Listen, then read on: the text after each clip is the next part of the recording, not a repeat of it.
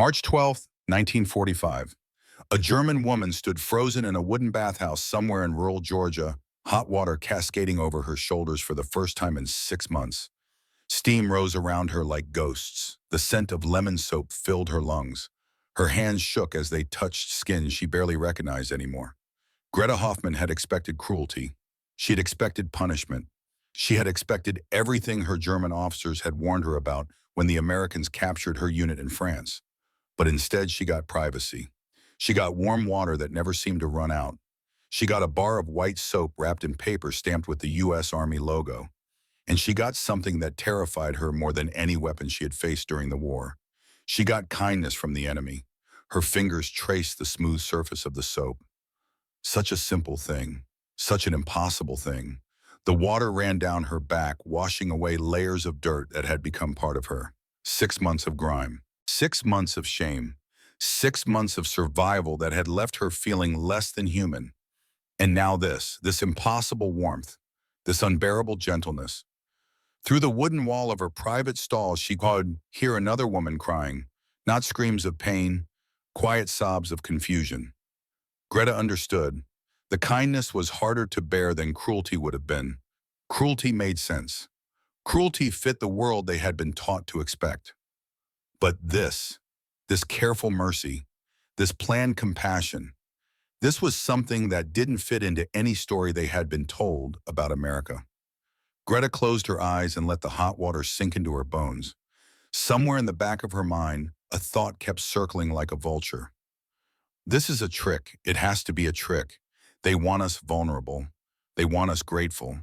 They want us weak. But the water kept running. The soap kept smelling of lemons. And her body kept responding to the warmth like a flower turning toward the sun. What would happen when she walked out of this bathhouse?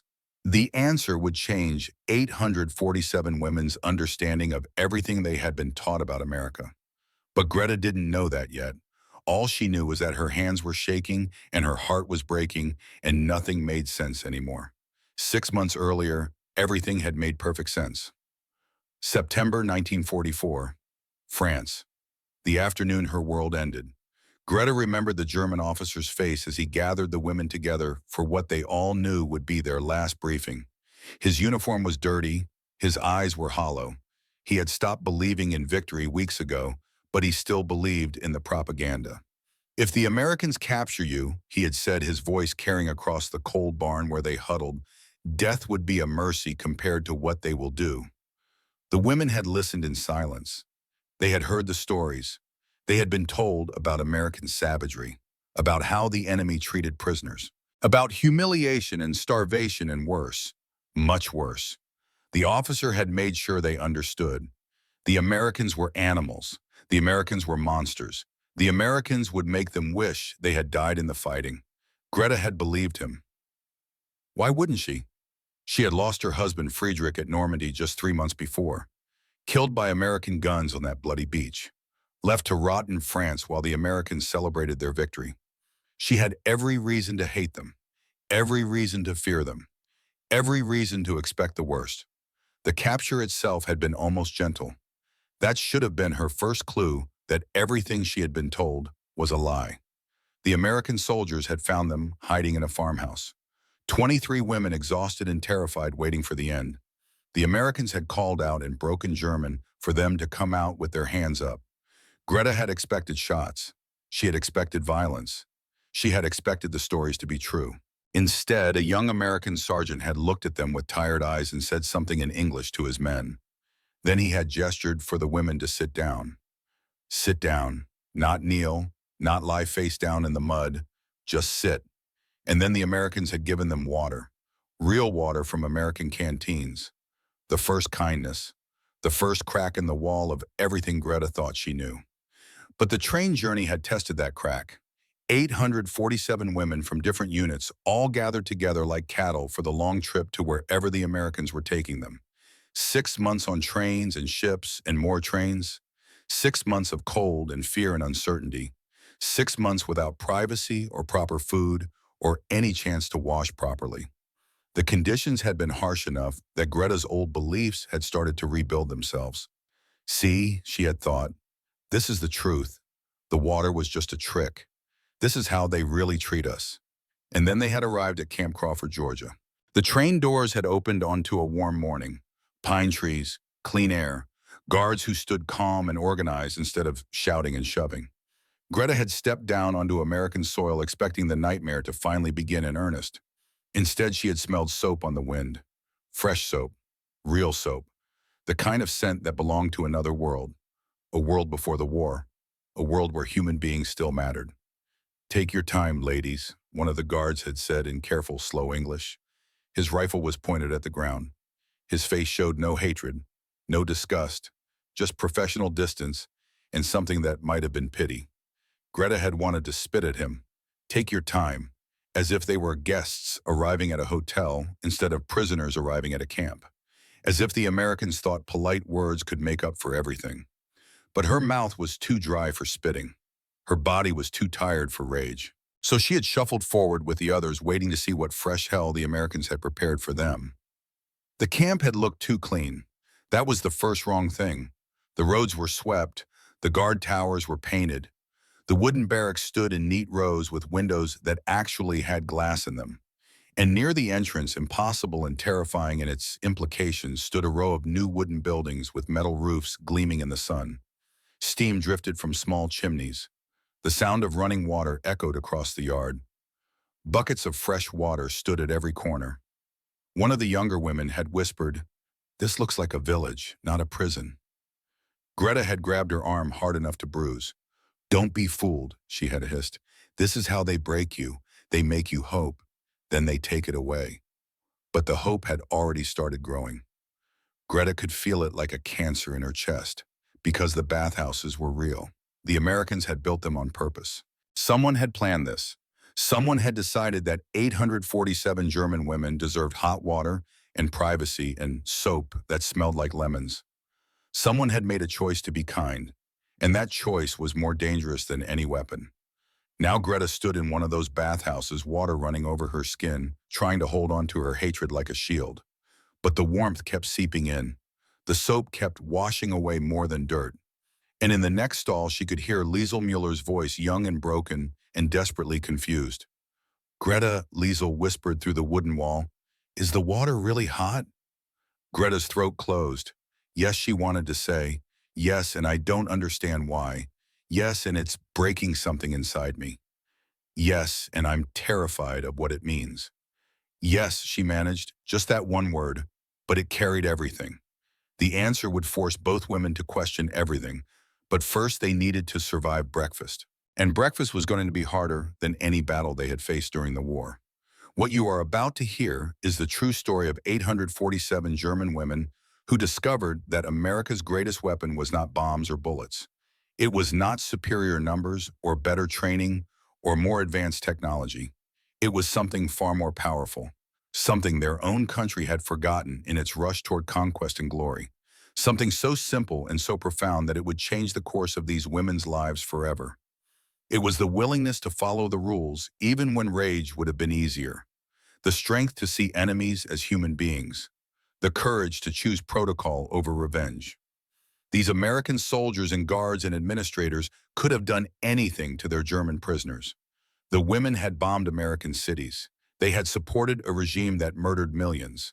They had contributed to a war that killed American sons and brothers and fathers. No one would have blamed the Americans for showing cruelty in return, but instead they built bathhouses.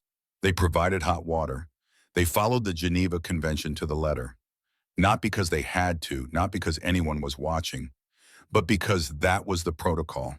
And the protocol mattered more than their personal feelings. That choice, that simple decision to do what was right instead of what was easy, became the most powerful weapon America ever deployed.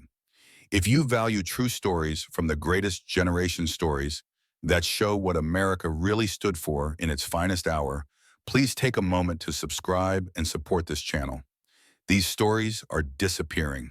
The men and women who lived them are leaving us. But their lessons remain as vital today as they were in 1945. And if you or your family encountered German prisoners of war during this time, if you have stories to share about how America treated its enemies, please leave them in the comments below. We want to hear from you. These memories matter. This history matters. The truth matters. Let me tell you about the three women whose lives intersected in that Georgia bathhouse on a warm March morning. Liesel Mueller was 24 years old. She had been a communication assistant for a German military unit, typing messages and organizing files and trying to stay invisible as the war collapsed around her. She was small and quiet and carried a sadness in her eyes that made her look older than her years. In the pocket of her filthy coat, she kept one photograph. It was crumpled and fading, but she guarded it like a treasure. Her son Klaus, 3 years old, left behind in Berlin with Liesel's mother when the unit had been ordered to France. The last time Liesel had seen Klaus, he had cried and clung to her neck and asked when she would come back. She had promised him it would be soon. She had lied to her baby boy and then watched him wave goodbye from her mother's arms. That had been 8 months ago. 8 months of not knowing if he was alive or dead. 8 months of not knowing if Berlin still stood or had been reduced to rubble. 8 months of carrying that photograph and praying to a God she wasn't sure existed anymore. Liesel had never wanted to be part of the war. She had just wanted to raise her son and live a quiet life. But the war had taken her husband, first killed in Russia before Klaus was even born. Then it had taken her choices. Then it had taken her freedom.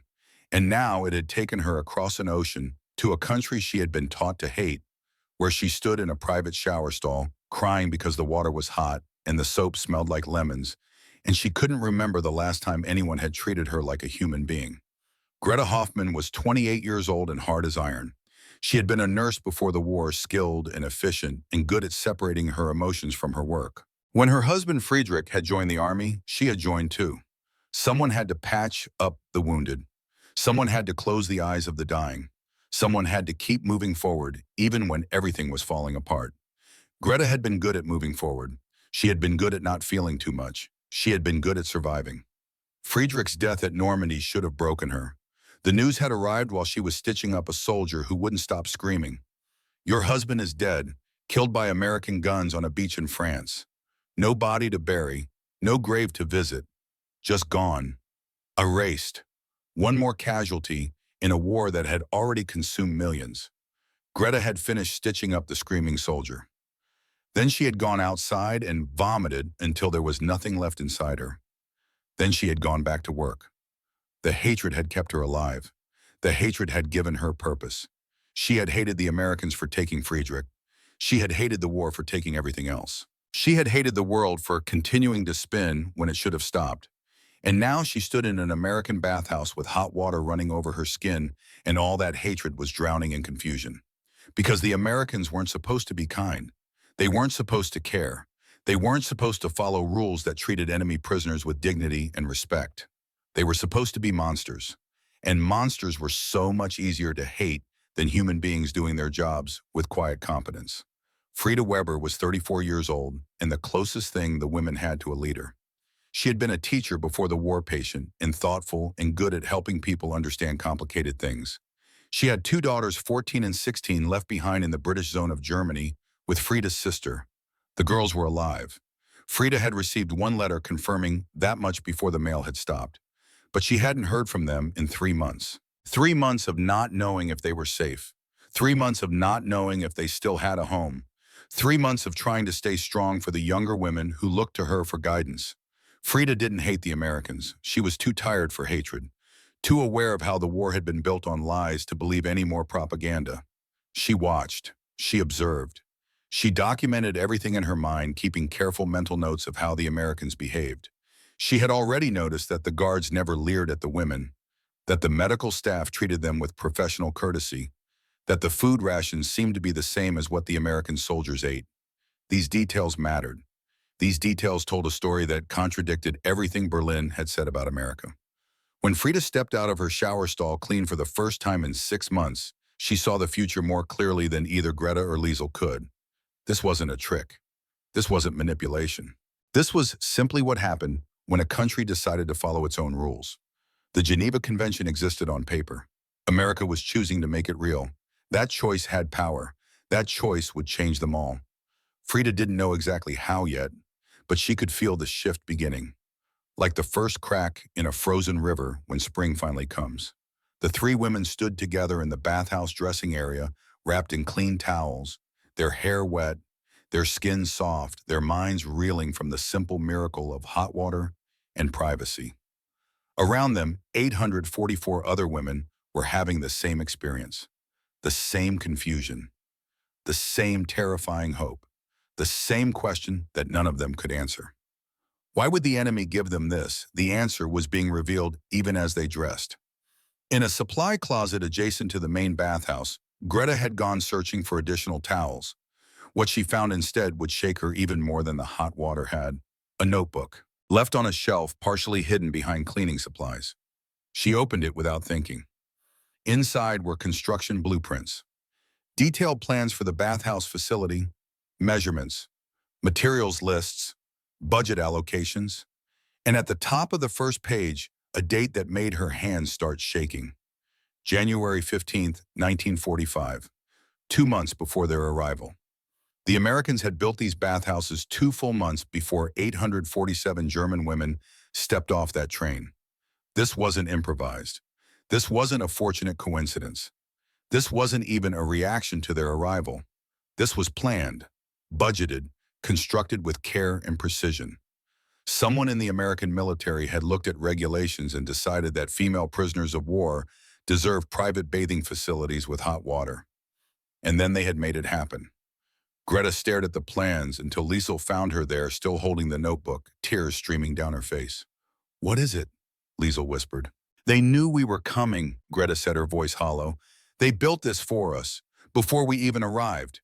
They chose to be kind. And that choice, that documented proof of intentional mercy, was more devastating than any cruelty could have been." The mess hall doors stood open. The smell of fried eggs and bacon drifted through the air like a promise, like a threat, like everything they thought they knew about America being turned upside down and shaken until all the lies fell out. The mess hall was a long wooden building with wide windows that let in the morning light. Inside, metal trays were stacked neatly on a counter. Soldiers in white aprons moved quickly behind the serving line.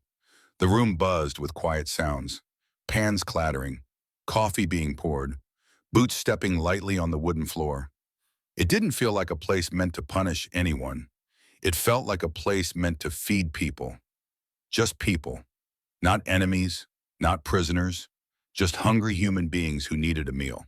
When the first German women entered, they froze.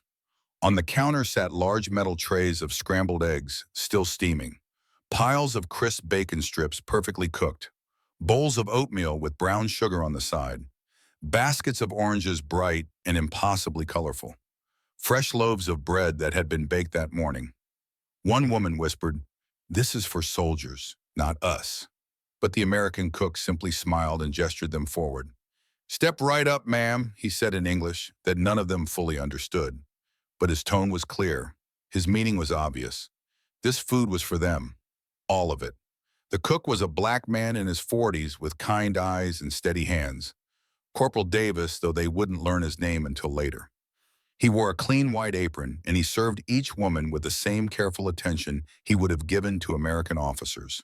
He didn't rush them. He didn't make them feel ashamed. He just filled their plates and nodded and said, "Next, please," in his soft Georgia accent. Liesel stood in line behind Greta, her hands shaking as she held her empty tray. She had not seen a black person before. German propaganda had taught her specific lies about black Americans, lies about savagery and violence and primitive behavior. But Corporal Davis was gentle. He was professional. He looked at her with simple human kindness and asked in slow, careful English, "Eggs, ma'am. We got bacon too, and biscuits, fresh from the oven." Everything Liesel had been taught shattered in that moment. Every lie became visible. Every piece of propaganda revealed itself as the poison it had always been. She nodded, not trusting her voice. He filled her plate with more food than she had seen in months.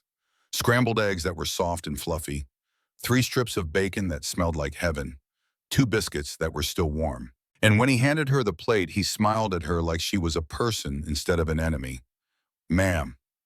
That single word kept echoing in Liesel's mind as she carried her tray to one of the long wooden tables. "Ma'am," like she was a person, like she mattered, like the color of her uniform, and the language she spoke, and the country she came from were less important than the simple fact that she was a human being who needed breakfast. Greta sat across from Liesel. Her plate was full, her stomach was empty, her mind was at war with itself. She had barely touched her food, analyzing instead of eating, watching the American guards who stood at their posts without hovering, observing the cooks who moved behind the serving line with practiced efficiency, noting that the soldiers ate the same food from the same kitchen. Liesel took her first bite of scrambled eggs. The taste exploded across her tongue. Salt and butter, and something she couldn't name. Something that tasted like comfort, like safety. Like mornings before the war when Klaus would wake up asking for breakfast and Liesel would make eggs the way her mother had taught her. The bacon was crispy and salty and rich with fat. After 6 months of near starvation, the taste was almost overwhelming. Beside her, a young woman named Anna ate half a strip of bacon and then vomited into a handkerchief. Too much richness, too much flavor, too much too soon for a body that had forgotten what real food felt like. An American medic appeared at Anna's side almost immediately. "Easy now," he said in English, his tone gentle. He helped her stand, guided her outside for fresh air, came back 5 minutes later with plain bread and water. "Start with this," he explained through gestures. "Small bites. Let your stomach remember." Greta finally took a bite of her bacon. The flavor hit her like a physical blow. Smoky and savory and perfect. It tasted almost exactly like the bacon Friedrich used to bring home from the butcher shop in their town. The bacon they used to eat on Sunday mornings when there was time to cook a proper breakfast and sit together at the small table in their kitchen and talk about nothing important. Before the war, before the uniforms, before everything. The tears came silent and hot. She chewed mechanically, trying to make her throat work so she could swallow without breaking down completely. But something inside was cracking. The bacon had found the fault line. The eggs were widening it. The simple decency of being called ma'am by a man she had been taught to despise had split it open. She stood up abruptly. Her chair scraped against the floor. Several women looked up startled. Liesel reached for her arm, but Greta pulled away. She walked to the center of the mess hall where Lieutenant Carson stood with his clipboard. She stopped 2 feet in front of him and spoke in the German she knew he couldn't understand. "This is wrong," she said, her voice loud enough to carry. "We are prisoners, not guests." The mess hall fell silent. All eyes turned to watch. Carson looked at her, calmly waiting. She switched to broken English, forcing out words she had learned during the war. This wrong, we prisoners, not guests, not friends." Carson's expression didn't change. He gestured to a translator, a young American corporal who spoke fluent German.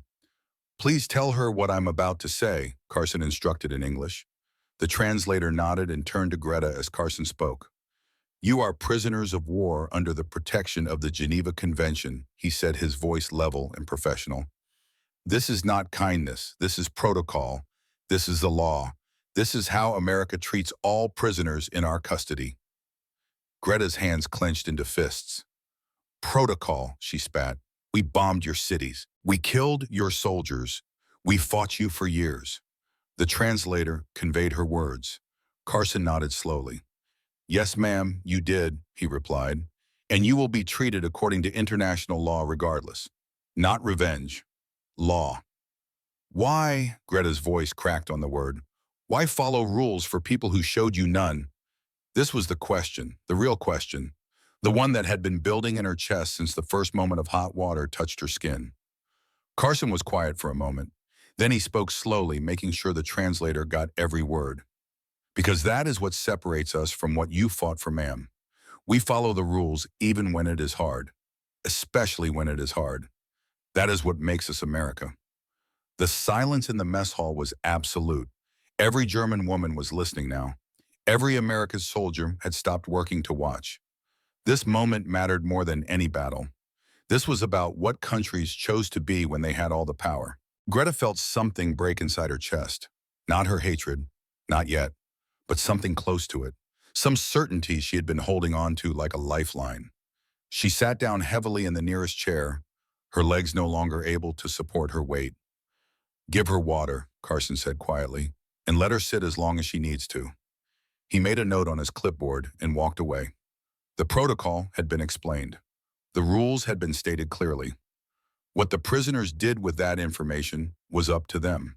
The women were assigned to their barracks after breakfast, long wooden buildings with rows of metal frame bunks, each with a real mattress and 2 blankets and a small pillow. The building smelled of fresh paint and new wood. Sunlight filtered through windows that opened to let in the warm Georgia air. Liesel chose a bunk near a window where she could see pine trees swaying in the breeze. She sat on the edge of the mattress, testing its firmness. Actual padding, actual support. Then she reached into her coat pocket and pulled out the photograph of Klaus. 3 years old, blonde hair, bright eyes, smiling at something outside the frame. She tucked the photo under her pillow, hiding it from view but keeping it close. Then she lay on her side and stared out the window at the Georgia pines and tried not to think about how far away Berlin was. How many miles of ocean separated her from her son? The first week at Camp Crawford passed in a blur of new routines. The women were given work assignments based on their skills and experience. Liesel, with her steady hands and organized mind, was assigned to the medical supply room. Greta, with her nursing background, was assigned to the kitchen despite her protests. Frida became a library assistant. They were also given something unprecedented. They would be paid for their work, not in American dollars but in camp scrip, small paper coupons that could be used at the canteen.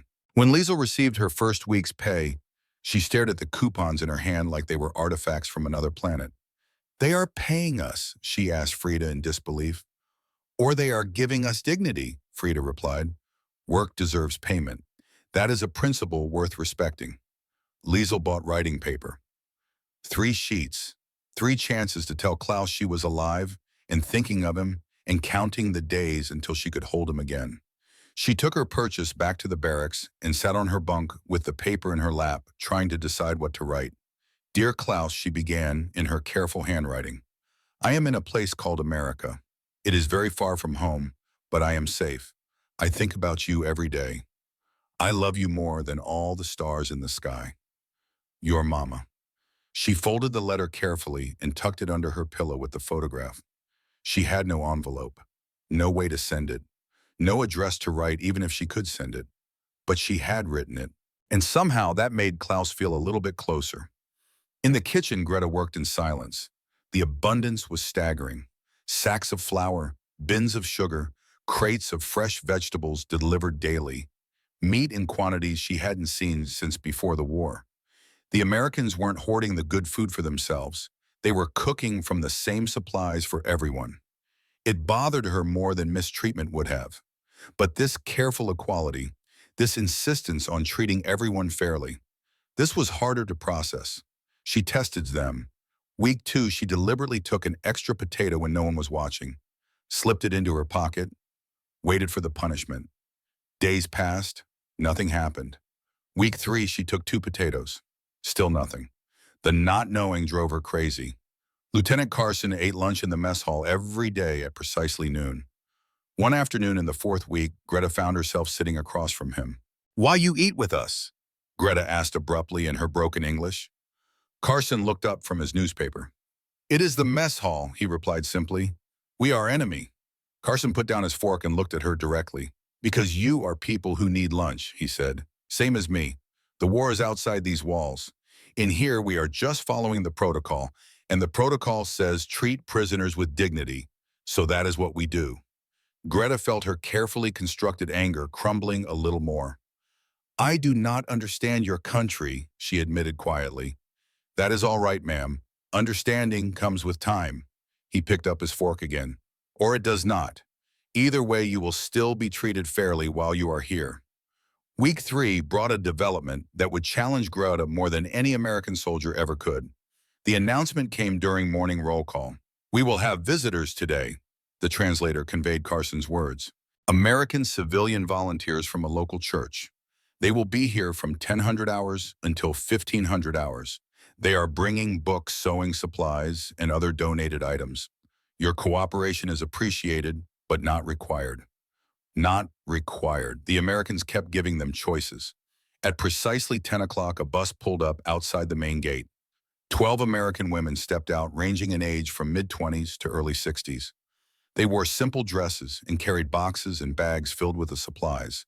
They smiled as they entered the camp. actually smiled, like they were happy to be there. One woman in particular caught Greta's attention. She looked about 45 with graying hair pulled back in a practical bun and a face that suggested both strength and kindness. She wore a simple blue dress and sturdy shoes, and she organized the other volunteers with quiet efficiency. Liesel was one of the first German women to approach the tables. The woman in the blue dress noticed her hovering near the book display. "Hello there," she said in English, her southern accent warm and welcoming. "Are you looking for something to read?" The woman picked up a book and held it out. The cover showed a peaceful American countryside scene. "Would you like this one, dear? It is a gentle story about family and home." Liesel took the book carefully. "Thank you," she managed in halting English. "You are kind?" The woman smiled. "My name is Sarah Morrison.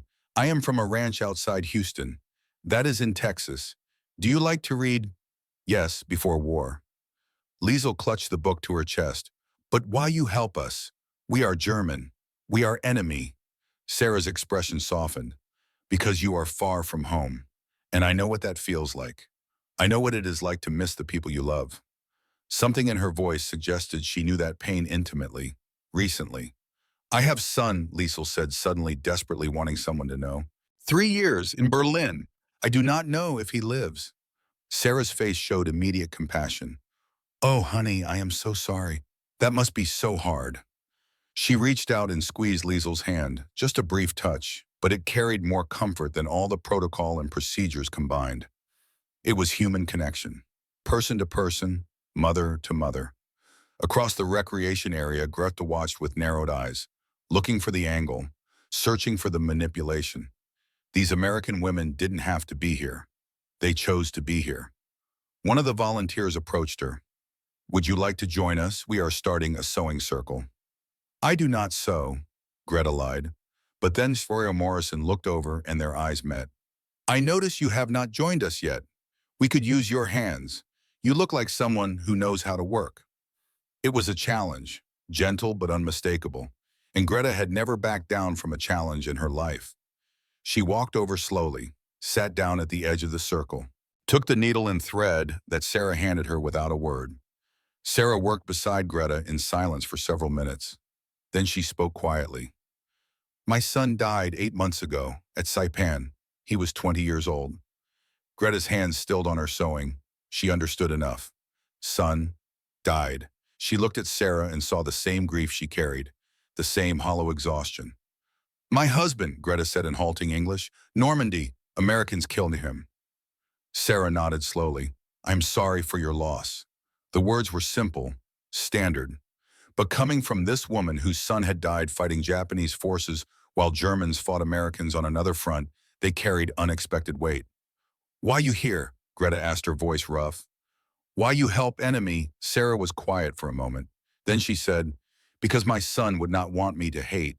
He believed in America, in what we stand for, in treating people with dignity even when it is hard, especially when it is hard. And I want to honor his memory by being the person he believed I could be." The translator conveyed the words. Greta heard them, understood them, and hated them because they were exactly what Lieutenant Carson had said. But Sarah Morrison wasn't speaking from theory. She was speaking from the same place of grief that Greta inhabited. "I do not know how," Greta said quietly. "I do not know how to stop hating." Sarah reached over and covered Greta's hand with her own. "You do not have to stop all at once. You just have to let yourself feel something else first. Anything else. Even for a moment." Greta took the needle. She began to sew. Small stitches, careful work. And for just a moment, she let herself feel something other than hatred. The simple satisfaction of creating something instead of destroying it. It wasn't forgiveness. It wasn't peace. But it was a beginning. That afternoon, after the volunteers had left, something happened that would change everything for Liesel. Mail call. Names were called out one by one. Weber Frida. Frida stepped forward with shaking hands to receive an envelope from the British zone. Museller Liesel. Liesel's heart stopped, then started again too fast, too hard. She took the envelope, saw her mother's handwriting. The postmark said February. 1 month ago. She found a place to sit on the steps of her barracks. The letter was short, her mother's handwriting shaky but legible. Klaus was alive, asking for her constantly, sleeping with the scarf she had left behind. The apartment was damaged but still standing. Food was scarce, but they were surviving. Her mother's health was declining. "He remembers you, Liesel," the letter said near the end. "He talks about you every day. He asks when Mama is coming home. Come home, my daughter. Come home while I still have the strength to help you." Liesel folded the letter carefully, put it in her pocket next to the photograph. Then she put her head in her hands and cried. Klaus remembered her. Klaus was alive, and he remembered her. But how could she go home? Germany was collapsing, and she was an ocean away, trapped in a camp in Georgia. Frida found her there an hour later, still crying. "Good news or bad?" Frida asked gently. "Both," Liesel managed. "Klaus is alive. My mother is dying, and I am here useless." "The war cannot last much longer," Frida said. "When it ends, they will send us home. The Americans follow their rules." Liesel wanted to believe her, but hope felt like a luxury she couldn't afford. Still, she made a decision that evening. She would write to Klaus using her precious writing paper, even if the letter never reached him, because putting words on paper made him feel closer. She sat on her bunk that night and wrote by the light of the single bulb. "Dear Klaus, I am in a place far away called America, but I am coming home to you. I promise. Wait for me, my darling boy. Mama loves you more than all the stars." Week 5 brought another letter. This one was different, heavier, the handwriting shakier. Her mother's words were brief, almost clinical. "Liesel, there is something I must tell you, something I should have told you in the first letter, but I did not have the courage." Liesel's heart began to race. After the bombing in January, Klaus was found wandering the streets alone. "I had been injured, taken to hospital. He was frightened and lost. American soldiers found him. They took him to an orphanage. I tried to explain that I was his grandmother, but I had no papers, no proof. Everything was destroyed in the bombing." Liesel's vision blurred. She forced herself to keep reading. An American military family adopted him, Liesel, legally, on January 15th, a captain and his wife. They are taking him to America, to Texas. He is safe, he is fed, he is warm, but he is no longer ours. I could not stop it. I am so sorry, my daughter." The letter fell from Liesel's fingers. Klaus. Adopted. American family. Texas. Klaus was in America. Klaus was in Texas. Klaus was no longer legally her son. She stood up, stumbling. She needed to find Lieutenant Carson. She found him in his office, working through paperwork. "Please," she said, her English deserting her in her panic. She thrust the letter at him. "My son, Americans take my son. You must help." Carson read the letter carefully. His expression didn't change, but something in his eyes softened. "I will check the records," he said. "But Mrs. Muller, you need to understand. If the adoption was legal, there may be nothing we can do. He is my son." Liesel's voice broke. "I understand. I will investigate. Give me a few days." 3 days later, Carson called her to his office again. He had documents spread across his desk. Captain William Morrison and his wife Sarah adopted a boy named Klaus Muller on January 15, 1945. Carson explained through the translator. "The orphanage in Berlin certified that the child had no living relatives. Your mother's injury made her unable to care for him." "Where is he?" "Houston, Texas. The Morrisons have a ranch outside the city. According to these records, the boy is healthy and adjusting well." Houston, Texas, the Morrison Ranch, Sarah Morrison, the woman who had been kind to her in the sewing circle. That woman had Liesel's son. That woman was raising Klaus. Liesel felt the world tilting. "I want him back," she said. Carson looked at her with something close to compassion. "I cannot do that, Mrs. Mueller. The adoption is legal, but there may be another way." He pulled out different forms, work visa applications, sponsor requirements. "If someone in America sponsors you for a work visa, you could stay here after the war ends. You could be near your son. You could be part of his life. It would not be the same as having him back, but it would be something." Liesel stared at the forms. Stay in America. Live in the country that had taken her son. Be close to Klaus, but never truly have him again. "Mrs. Morrison," Carson said quietly.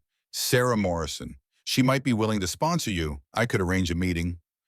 Liesel nodded numbly. What else could she do? Klaus was in Texas. Klaus was alive and safe, even if it meant her heart would break every day for the rest of her life. Arrange it, she whispered.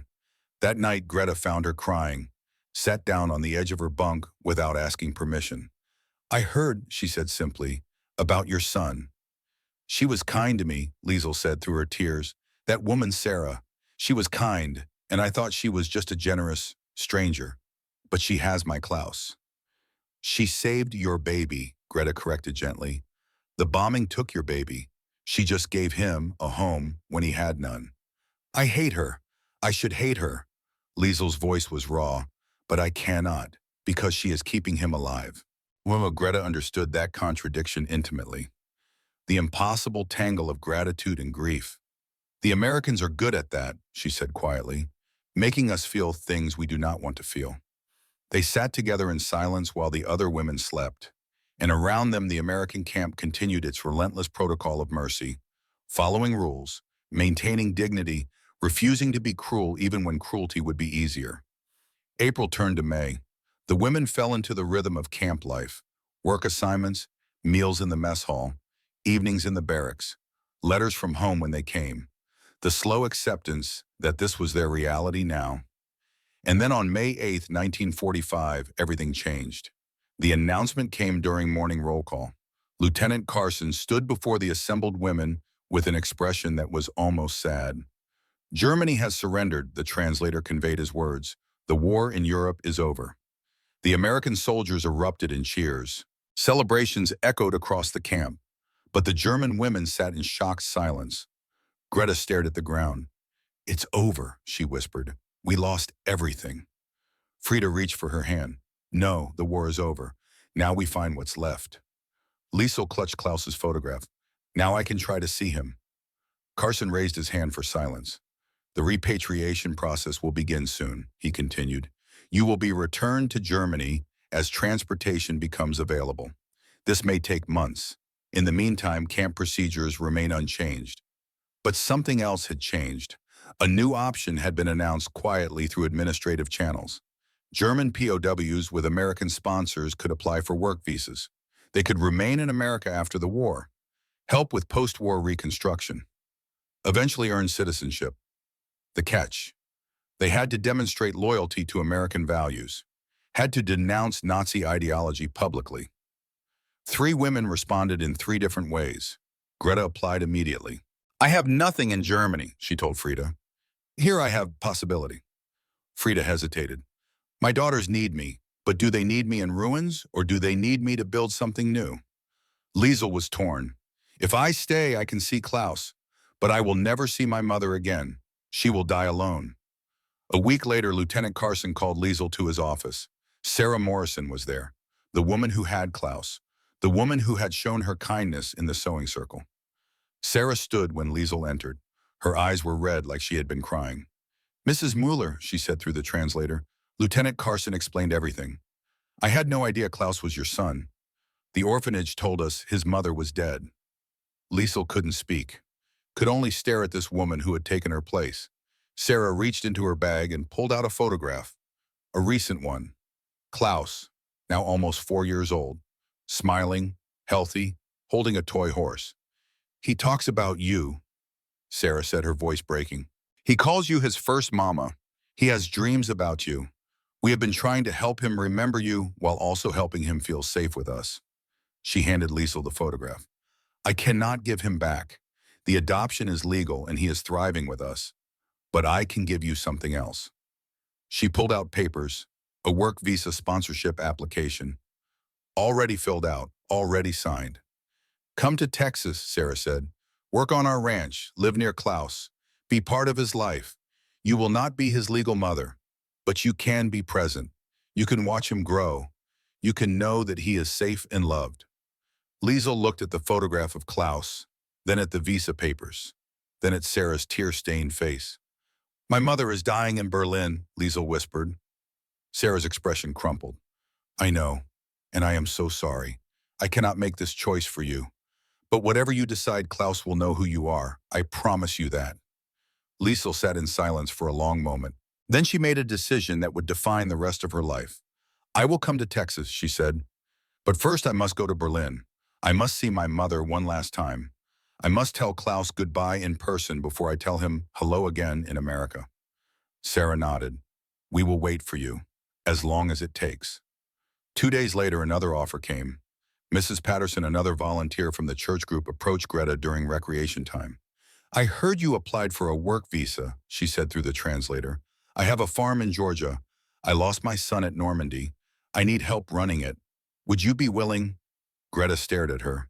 Your son died at Normandy, where my husband died. Yes, Mrs. Patterson said simply. They may have even killed each other. Does it matter now? Greta felt something inside her finally break completely. Not into pieces, into something new, something that could be rebuilt. Why would you trust me? She asked.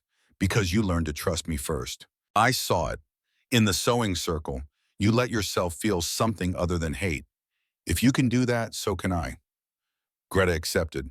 But before the visas could be processed, before any of the women could leave for their new lives, something else had to happen. Something that would test every lesson they had learned. Late May, a new transport of German POWs arrived. Among them were hardcore Nazi officers, men who still believed, men who still hated, men who looked at the women of Camp Crawford with contempt. One officer, Kraus, recognized Greta. Hoffman, he called across the yard. Still alive, pathetic. Greta froze. Other women turned to watch. Kraus sneered. Look at you, fat and clean. While Germany starves and bleeds, you live like guests of honor. Greta felt every eye on her, American and German alike. She could ignore him, walk away, let it pass. But something in her had changed, something fundamental. She walked toward him, stopped 3 feet away, looked him in the eye. Look at me, she said, her voice carrying. Look at you, still spouting lies. Kraus's face reddened. You are a traitor. I am awake. Greta's voice rose. And you are still sleeping in the nightmare. The yard had gone silent. Even the American guards stood frozen. They gave me food when I starved. Greta continued. Privacy when I was filthy. Respect when I expected cruelty. Her voice broke. I lost everything believing your lies. My husband died for lies. She was crying now, shaking. Everything was lies. Liesel and Frida rushed to her side. Other German women moved forward, surrounding Greta protectively. The American guards quietly removed Kraus. Lieutenant Carson approached.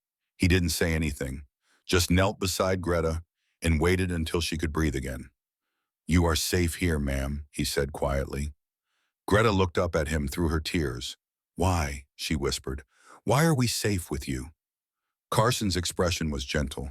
Because that is their protocol, and the protocol protects everyone, even people who once believed terrible things, even people who are just learning to believe something better. That night, the women gathered in their barracks. Greta sat on her bunk, still shaking from the confrontation. Liesel sat beside her. Frida brought water. You were brave today, Frida said. I was angry, Greta corrected. You were honest, Liesel added. For the first time since we arrived, you were completely honest about what you feel. Greta nodded slowly. The lies are gone. All of them. I don't know what I believe anymore, but I know what I don't believe. That is a start, Frida said. It was more than a start. It was a transformation, and it would continue in ways none of them could yet imagine. 3 months passed. Summer in Georgia was hot and humid, but the women adapted, work continued, routines held, and slowly the repatriation ships began to leave. Some women chose to return to Germany, to search for family, to try to rebuild in the ruins. Frida was among them. She would go home first, find her daughters, and then return to America with them under Sarah Morrison's sponsorship. A plan that would take time, but felt right. Liesel also chose to return first, to see her mother one last time, to visit Klaus in person and explain as best she could to a 4-year-old what would happen next. Then she would come back to Texas, to the Morrison Ranch, to a new life built on impossible compromise. Greta chose to stay. She had already signed her visa papers, had already accepted Mrs. Patterson's offer, had already begun to imagine a future that didn't involve constant grief and rage. The last night before the ships left, the three women sat together outside their barracks watching the stars. "We will meet again," Frida said, "in America, when this is all sorted out." "In Texas," Liesel added, "at the Morrison Ranch." Sarah said, "We are all welcome." Greta smiled. It was still a rare expression on her face. Still felt strange, but it was real. From enemies to family, the Americans would be proud. "The Americans taught us," Liesel corrected. "They showed us it was possible." The next morning, Liesel and Frida boarded transport ships. Greta watched them go, then turned back to the camp that had changed her life. Lieutenant Carson approached with his ever-present clipboard. "Mrs. Hoffman," he said, "your transfer papers to Mrs. Patterson's farm are ready. You leave next week." "Thank you," Greta said. Then, because she had learned that honesty mattered, she added, "for everything, for following the rules when it would have been easier not to." Carson's expression softened slightly. "That is what we do, ma'am. That is what separates us." "I understand that now," Greta said. "It took me too long, but I understand." November 1945, Houston, Texas. Liesel stepped off a bus onto Texas soil for the first time. The air was warm and dry, so different from Georgia, so different from Berlin, where she had spent 2 heartbreaking months watching her mother die and saying goodbye to Klaus through the bars of an impossible situation. Klaus had remembered her, had clung to her and cried and begged her not to leave again. And she had to explain through tears that she was leaving, but also staying, that she would be in America, that she would see him often, that she loved him more than anything in the world. He was too young to understand. But Sarah had been there holding Liesel's hand while Liesel held Klaus, and together they had promised the boy that he would never lose either of his mothers, that both women loved him, that families could be complicated and still be real. Now Liesel stood on a dusty road outside Houston, waiting for Sarah to pick her up, trying to believe that this impossible situation could actually work. A truck appeared in the distance. When it stopped, Sarah climbed out, and beside her, bouncing with excitement, was Klaus. "Miss Liesel," he shouted in English, already losing his German. "You came back." Liesel dropped to her knees and opened her arms. Klaus ran into them. She held him and cried and felt her heart break and heal at the same time. "Welcome to Texas," Sarah said softly. "Welcome home." The Morrison Ranch was larger than Liesel had imagined. 300 acres of grassland, cattle, horses, a large house, and several outbuildings. And standing on the porch watching them arrive was a man Liesel hadn't met yet. Buck Morrison, 58 years old, weathered face, cowboy hat, eyes that had seen too much loss. Sarah's husband, Klaus's adoptive father, the man whose son had died at Saipan while Liesel's husband died in Russia and Greta's husband died at Normandy. All victims of the same war. All connected now by the boy who climbed out of the truck chattering in English about his toy horses. Buck didn't smile, didn't welcome her, just nodded once. "You'll sleep in the guest house," he said. "Work starts at 5 a.m. Liesel nodded. She understood. She was here on terms. She had to prove herself. She had to earn her place in Klaus's life. "Yes, sir," she said in careful English. Buck's eyebrow raised slightly, maybe surprised by the respect, maybe impressed by her willingness to accept the terms. "Can you cook?" he asked. "Yes, sir." "Good. Sarah needs help in the house, and with the boy. You'll work with her." It wasn't kindness. It wasn't cruelty. It was just the arrangement. And Liesel accepted it because it meant she would see Klaus every day, would help raise him, would be part of his life even if she could never be his only mother. The first weeks were hard. Buck barely spoke to her, just gave orders and expected them to be followed. The ranch work was demanding. The Texas heat was brutal, and Klaus was confused about who she was and what role she was supposed to play in his life. But slowly things shifted. Liesel learned the rhythms of ranch life, learned to cook Texas style, learned to handle the horses, learned English from Klaus, who was patient with her mistakes and delighted in teaching her new words.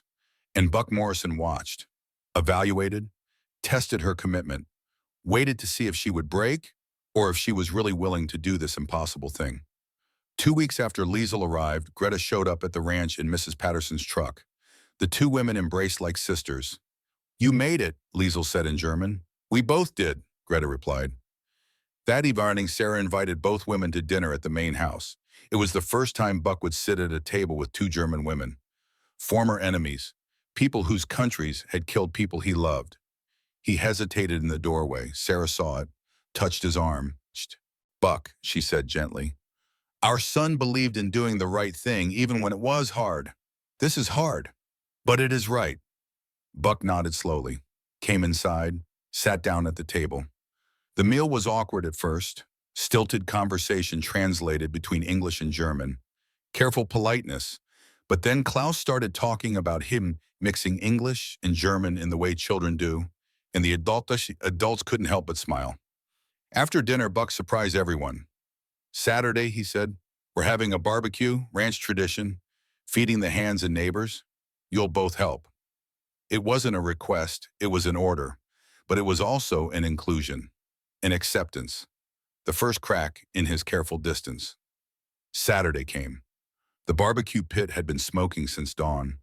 The smell of mesquite and beef filled the air. Ranch hands started arriving. Neighbors, people from town, veterans, men who had fought in the war, men who had lost friends and brothers to German guns. Greta felt their eyes on her, felt their suspicion, their barely concealed hostility. She wanted to hide, wanted to disappear, but Buck had told her to help serve, so she helped serve. Buck stood by the barbecue pit carving brisket. "This here's Greta," he said to each person who approached. "Works for the Patterson farm. Here visiting today. She works hard, kept her word. That's enough for me." It was the most Buck had said about her, ever, and coming from him, it carried weight. The Texas ranchers and cowboys nodded. If Buck Morrison said someone was all right, that meant something. Greta served food with shaking hands. Each plate felt like a test. Each polite thank you felt like a small miracle. These were men who had fought her country, and they were accepting food from her hands because Buck Morrison said it was okay. After everyone had eaten, Buck called for quiet. "Got something to say," he announced. The crowd settled. Buck cleared his throat. He wasn't comfortable with speeches, but he was going to say this anyway. "My son, Michael, died at Saipan. Some of you knew him. Good boy. Believed in doing right. Believed in America, in what we stand for." He paused, looked at Greta, at Liesel. These women lost people too. Husbands, sons, family, different sides of the same war. But the war's over now, and I've been thinking about what Michael would want, what he would say about how we treat former enemies. Buck's voice was rough. He'd say follow the rules. He'd say be fair. He'd say that's what makes us American. Not revenge, not holding grudges, following the code even when it hurts. He looked around at the assembled crowd. "Out here we got the cowboy code. Treat people fair, keep your word, respect everyone, even people you don't like. Same principle as that Geneva Convention the Army used. Protocol over feelings. That's how civilization works." Greta's eyes filled with tears. This man, whose son died because of her country, was defending her right to be treated fairly. "So if anyone's got a problem with these women being here," Buck continued, "you can take it up with me. But while you're on my land, you'll treat them with respect. That clear?" The crowd murmured agreement. Some looked uncomfortable. Some looked thoughtful. But no one objected. After the speech, Buck served Greta a plate of brisket himself. "Mesquite smoked," he said. 14 hours. Texas tradition." Greta took a bite. The flavor was incredible. Smoky and tender and perfectly seasoned. It tasted like home and foreign and hope all mixed together. Tears ran down her face. "It's perfect," she managed. Buck nodded. Germans know good meat when they taste it, I guess. It was the first time he had acknowledged her as anything other than a worker. The first time he had treated her like a person with a culture and a past worth respecting. That night, after everyone had left, Buck found Greta sitting on the porch steps. He sat down beside her, saying nothing, just smoking his pipe and looking at the stars. "Can't sleep either?" he finally asked. Greta shook her head. Long silence. Then Buck spoke. "My son, Michael, he was 20, had a girl waiting, plans for the future. War took him, just like it took your husband." "Pause, Mom. You lose anyone else." "Everyone," Greta said quietly. "Husband, friends, country, everything I believed was true." Buck nodded. "Out here we got a code. Cowboy code. Treat people fair. Keep your word. Respect everyone. He looked at her. Sound familiar? Geneva Convention, Greta said. Same principle. Buck confirmed. Different uniform. You follow the code even when it's hard, especially when it hurts. That's what makes it mean something. He stood up. You work hard. You keep your word. That's enough for me. He walked away. And Greta sat on the porch and understood finally what America really meant. Not propaganda, not slogans, just people choosing to follow principles even when emotions scream for revenge. The months passed. Liesel settled into life on the ranch. She saw Klaus every day, helped raise him, taught him German songs and stories about his birth mother's family. Sarah welcomed her involvement. The two women became partners in raising the boy. Not rivals, partners. Greta returned to Mrs. Patterson's farm but visited often. She and Buck developed an unlikely friendship based on shared grief and mutual respect. Two people who had lost everything learning to build something new. Frida eventually returned from Germany with her daughters. She came to Texas as planned. Opened a small school teaching both English and German. Her daughters thrived. The three women gathered often at the Morrison Ranch. Former enemies, now family. Connected by the war that had tried to destroy them and the peace that had given them a second chance. And then 40 years passed. June 1985. Camp Crawford, Georgia. Now a museum. An elderly woman stood in front of the preserved bathhouse building reading the plaque, where 847 German POWs discovered America's greatest strength, the courage to follow its own rules even when revenge would have been easier. Liesel Mueller Morrison, 64 years old now, gray hair, lined face, eyes still sad but also peaceful. She had come back for the museum dedication, come back to the place that had changed her life. Beside her stood a man in his early 40s, Klaus Morrison Mueller. He had insisted on hyphenating his name when he turned 18, acknowledging both his mothers, both his heritages, both his identities. You slept here, Klaus asked, touching the barrack wall. I wrote you letters here, Liesel said, every night, hoping you would remember me. Klaus squeezed her hand. I remember. Both my mothers made sure I remembered. Behind them, more people arrived. Greta Hoffman Patterson, 68 years old, still sharp, still strong, running Mrs. Patterson's farm as a sanctuary for refugees now. Frida Weber, 74, retired teacher, her daughters both university professors, and then a surprise. Lieutenant James Carson, now Colonel Carson retired, 66 years old. He had driven from Florida to be here. The women saw him and stopped. 40 years dissolved. They were back in that mess hall, back in that moment when he had explained what protocol meant. Carson approached Liesel first. Mrs. Mueller, he said. Mrs. Morrison, she corrected gently, but also Mueller. Both names, both lives. He smiled. I kept records, he said, pulling out his old clipboard. Preserved, protected. All 847 women. I never forgot any of you. He showed Liesel her entry. Mueller Liesel, son Klaus, age 3, location unknown. Then a note added later, reunited Texas, Morrison Ranch. Greta stepped forward. You kept your protocol, Lieutenant. Colonel now, retired, and yes, ma'am, every day, for all of you. The museum dedication ceremony began. Klaus had been asked to speak. He stood before the assembled crowd, veterans, historians, families, young people who had never known war. My name is Klaus Morrison Mueller, he began. I am the son of two mothers, two countries, two identities. The war tried to make us choose, but America taught us we don't have to choose. We can be both. He gestured to Liesel.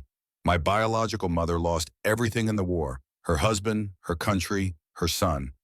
But Camp Crawford gave her something back. Not through force, through protocol, through following rules even when emotions scream for revenge. He looked at the crowd. That is American exceptionalism, not military might, not economic power, but the strength to see enemies as human beings. The courage to follow our own values even when it's hard. Behind Klaus, an American flag and German flag flew side by side. Not victory flags, memorial flags. The ceremony ended. People mingled. Carson found himself standing with Greta looking at the preserved bathhouse. You taught me something, Mrs. Hoffman, he said. Greta, And what did I teach you? That the protocol saves everyone, not just the prisoners, also the guards. It saved me from becoming what I hated, gave me rules to follow when my emotions wanted revenge for my sister. Greta nodded. It saved me too, from drowning in hatred. The kindness you showed broke me, but breaking was necessary before I could rebuild. That evening, as the sun set over Camp Crawford, 4 generations gathered. Liesel, Klaus, his children, a young museum intern inspired by their story. They stood where the mess hall had been, where Greta had confronted Carson, where everything had changed. March 12, 1945, Liesel said softly. I stood in a bathhouse and felt hot water for the first time in 6 months. I expected cruelty. I got protocol. I expected revenge. I got rules. I expected monsters. I got human beings doing their jobs with dignity. She looked at Klaus. That protocol gave you life, gave me a future, gave all of us a chance to become something other than what the war made us. Klaus put his arm around his mother. Both his mothers, because Sarah had lived until 1982, long enough to see Klaus become a man who honored both his families. The bathhouse protocol, Klaus said, America's greatest weapon, not force, but the strength to follow its own rules, especially when it's hard. The sun set completely. Stars emerged, the same stars that had looked down on Camp Crawford in 1945, the same stars that had witnessed 847 women learning that enemies could become family, that protocol could be more powerful than punishment, that mercy could be strategic. Liesel's voice carried in the darkness. They gave us hot water when we expected cold cruelty. They gave us food when we expected starvation. They gave us dignity when we expected shame. They gave us protocol when we expected revenge. And in doing so, Greta added, they gave us hope. Hope that kindness can survive even the worst humanity has to offer. Hope that civilization is more than propaganda. Hope that people can change. Hope, Frida finished, that the future can be different from the past. The museum lights flickered on, illuminating the preserved buildings, the bathhouse where it all began, the mess hall where protocols were explained, the barracks where women had slept and dreamed and slowly learned to hope again. And in the darkness beyond the lights, 4 generations stood together, German and American, enemy and friend, past and future, all connected by the simple truth that following rules, even when emotions scream for revenge, is what separates civilization from chaos. Colonel Carson had been right. Lieutenant Buck Morrison had been right. Sarah Morrison had been right. The protocol mattered. The rules protected everyone. And 40 years later, the legacy of 847 German women and the Americans who chose mercy over vengeance stood as proof. Of the 847 women who arrived at Camp Crawford in March 1945, 412 returned to Germany and rebuilt their lives in the ruins. 435 remained in America, became citizens, and contributed to the country that had once been their enemy. 0 reported abuse or violations of the Geneva Convention, not because the Americans were perfect, but because they chose to follow their own rules, chose protocol over revenge, chose civilization over chaos, chose to be the country they claimed to be even when it was hard, especially when it was hard. That choice, made in countless small moments by ordinary people doing their jobs with dignity, became America's most powerful weapon. More powerful than any bomb, more lasting than any military victory, more transformative than any peace treaty. It was the bathhouse protocol, and it changed the world, one bar of lemon soap at a time.